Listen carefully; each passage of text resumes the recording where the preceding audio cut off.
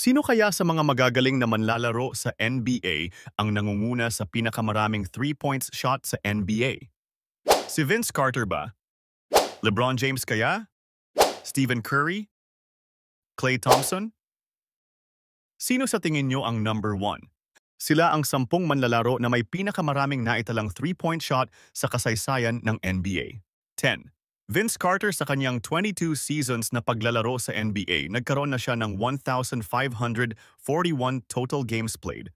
Mula sa kanyang 6,168 3-points shot na pagtatangka, ay meron naman siyang hindi pumalya na 2,290 points.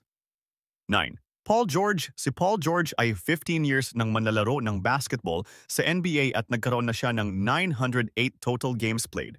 Mula sa kanyang 6,127 attempt sa pag-shoot ng 3 points, ay meron siyang hindi pumalya na 2,349 points. 8.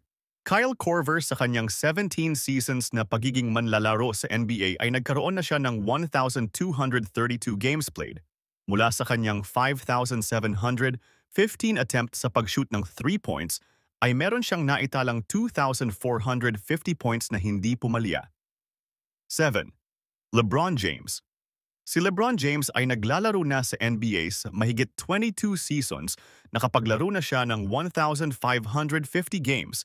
Sa kanyang 7,270 na pagtatangka ng pag-shoot ng 3 points ay meron itong 2,542 points ang hindi pumalya. 6. Reggie Miller.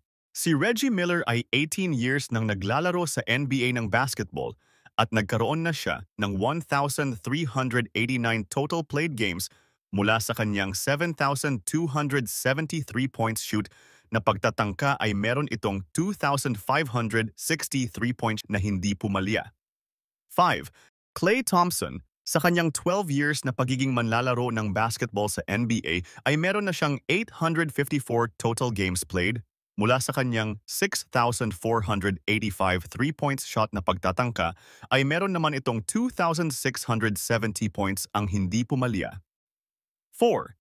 Damian Lillard. Si Damian Lillard ay 13 seasons nang naglalaro sa NBA. Nagkaroon na siya ng 899 total games played mula sa kanyang 7,547 attempt. Sa pag-shoot ng 3 points ay meron siyang hindi pumalya na 2,802 points. Pangatlo sa listahan ay si Ray Allen. Sa kanyang 18 seasons na pagiging manlalaro sa NBA ay nagkaroon na siya ng 1,300 games played mula sa kanyang 7,429 attempt sa pag-shoot ng 3 points ay meron siyang 2,973 points na hindi pumalya. Pangalawa sa listahan naman si James Harden. Sa kanyang 18 seasons na paglalaro sa NBA, nagkaroon na siya ng 1,137 larong nilaruan. Mula sa kanyang 8,646 3-points shoot na pagtatangka, ay meron naman siyang hindi pumalya na 3,135 points. At ang nangunguna sa 3-point shooter ay si Stephen Curry. Sa kanyang 16 seasons na paglalaro sa NBA, nagkaroon na siya ng 1,014 total games played. Mula sa kanyang 9,454 3-points shoot na pagtatangka, ay natagumpayan niya ang 4,004 points na hindi pumalya at dahil dito siya ang nangunguna sa listahan sa may pinakamaraming 3-points shot na nagawa sa panahong ito.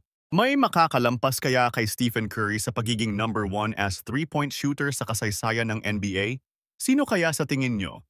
Kung gusto mo ng ganitong uri ng video, ay mag-like, subscribe at i-click ang notification bell para maging updated sa susunod na istoryang sports na tatalakayin. Thank you and God bless.